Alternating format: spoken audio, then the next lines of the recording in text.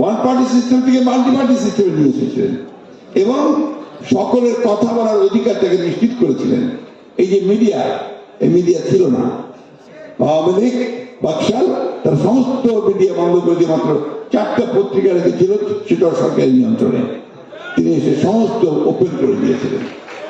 তিনি প্রথম টেলিভিশন, সাদা কালো টেলিভিশন ছিল, এটাকে তিনি রঙিন টেলিভিশন করে নিয়ে আসলেন এবং তার আমলেই আন্তর্জাতিকভাবে বাংলাদেশ একটা মর্যাদার আসনে গিয়ে প্রতিষ্ঠিত হয়েছিল। অনেক অনেক কথা, সব কথা বলে অনেক সময় লাগবে, সেদিকে যাচ্ছে না। আমি শুধু আপনাদেরকে যে কথাটা বলতে চাই যে জিয়া রহমানকে অনুসরণ করলেই আমরা কিন্তু ঠিক পথে এগিয়ে যেতে পারবো।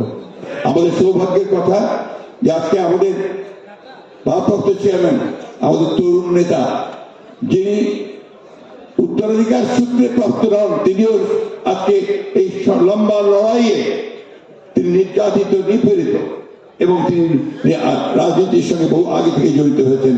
তিনি আজকে আমাদেরকে নির্দেশন দিয়ে সেই পথে নিয়ে যাচ্ছেন।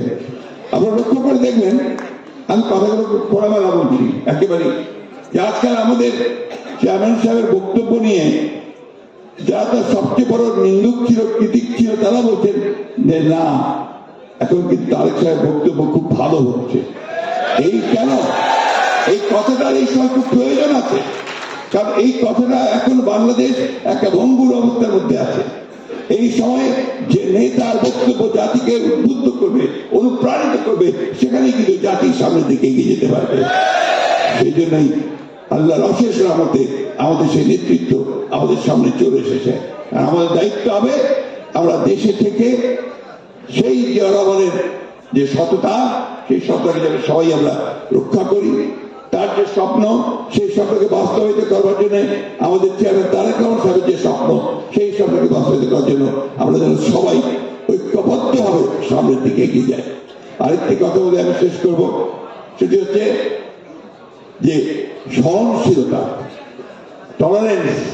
গণতন্ত্রের অন্যতম প্রধান জিনিসটি কিন্তু সহ্য ক্ষমতা। আমাদের গণতন্ত্রে বিশ্বাস করি, আমাদেরকে অনেক অনেক কথা বলবে, আমাদের সমালোচনা করবে, সেই ক্ষেত্রে আমাদেরকে ধৈর্যের সঙ্গে সামনের দিকে এগিয়ে যেতে হবে। আরেকটি কথা, আমি যেহেতু অনেকেই আছেন, আমাদের ঢাকা মহানগরের নেতৃবৃন্দ আছেন, ছাত্রদল, যুবদল, অঙ্গ সংগঠনের সবাই আছেন এখানে। মানুষের কাছে যেতে হবে, প্রতি পাড়ায় পাড়ায় যান, প্রতি পাড়ায় পাড়ায় যে সংগঠন তৈরি করছেন আমাদের চেয়ারম্যান সাহেবের নির্দেশে, সেগুলো আরো শক্তিশালী করেন। ছাত্রদল প্রতিটি শিক্ষা প্রতিষ্ঠানে শক্তিশালী অবস্থান গ্রহণ করেন এবং আমরা যেন আমাদের রাজনীতি দিয়ে সামনের দিকে এগিয়ে যেতে পারি। সংস্কারটা শুরু করেছি আমরা 2 বছর আগে। আমাদের নেতা চেয়ারম্যান মহোদয় 31 দফা দিয়েছেন, তাই না? সেই ইতিহাস আর বলতে চাই না। কত কত ভাবে আমরা বিভিন্ন রাজনৈতিক দলগুলোর সঙ্গে কথা বলে প্রায় 2 বছর আলোচনা পর্যন্ত করে আমরা 31 দফা দিয়েছি। 31 দফার মধ্যে সবকিছুই আছে। তাই ওই যুক্তি খুব খরা যুক্তি, যে আগে সংস্কার হবে, তারপরে নির্বাচন হবে। নির্বাচন কেন চাইছি আমরা?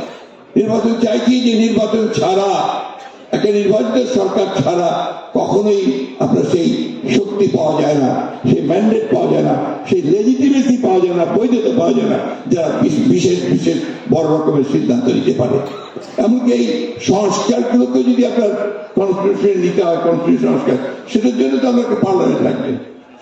সুতরাং নির্বাচন প্রয়োজন। সেই জন্যই হয়তো যত দ্রুত হয় ততই দেশের সংকট দ্রুত কাটবে, রাজনৈতিক সংকটগুলো মোকাবেলা করা সম্ভব হবে, অর্থনৈতিক সংকটগুলো মোকাবেলা করা সম্ভব হবে। অর্থনৈতিক অবস্থা ভালো না, জিনিসপত্রের দাম এমন ভাবে বেড়েছে যে মানুষের এখন অবিশ্বাস উঠে গেছে, তাই না? প্রতিটি জিনিসের দাম বেড়ে গেছে।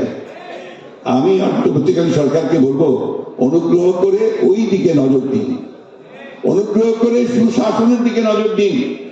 এখন আপনার সরকারের যারা আমলা আছে, যারা কর্মচারী কর্মকর্তা আছে, তারা কিন্তু আবার শুরু করেছে আগের মতো কাজ। দুর্নীতি শুরু হয়ে গেছে। দয়া করে এই দুর্নীতি যেন না হয় সেই দিকে আপনারা লক্ষ্য দিন। আপনারা যেন সুশাসন দিতে পারেন সেদিকে নজর দিন। পুলিশ যেন ভালো কাজ করে, আমলারা যেন ভালো কাজ করে সেদিকে নজর দিন। বিশ্ববিদ্যালয়গুলোকে, শিক্ষা প্রতিষ্ঠানগুলোকে ঠিকমতো চালু করার চেষ্টা করুন।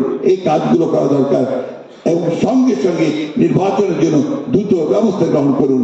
এই কথা বলে আজকে আবারও আমাদের দলের প্রতিষ্ঠাতা, আমাদের গণতন্ত্রের যিনি নতুন করে গণতন্ত্র দিয়েছিলেন আমাদেরকে, সেই শহীদ প্রেসিডেন্ট জিয়াউর রহমান, যিনি আমাদেরকে নতুন বাংলাদেশের স্বপ্ন দেখিয়েছিলেন, সেই শহীদ প্রেসিডেন্ট জিয়াউর রহমান জন্মদিনে আমি তার প্রতি আমার শ্রদ্ধা নিবেদন করছি। একই সঙ্গে আমরা দেশের আমাদের মাতা দেশনেত্রী বেগম খালেদা জিয়ার প্রতি শ্রদ্ধা নিবেদন করছি এবং এই দোয়া আল্লাহ তাআলার কাছে আজকে করতে চাই যে আল্লাহ তাআলা আমাদের নেতা তারেক রহমানকে আপনি দীর্ঘ জীবন দান করুন, উনি দ্রুত আমাদের মধ্যে ফিরে আসুন এবং আমাদের এই নেতৃত্ব দান করুন। এই কথা বলে তাকে তার বক্তব্য রাখার জানিয়ে বক্তব্য শেষ করছি। আসসালামু আলাইকুম।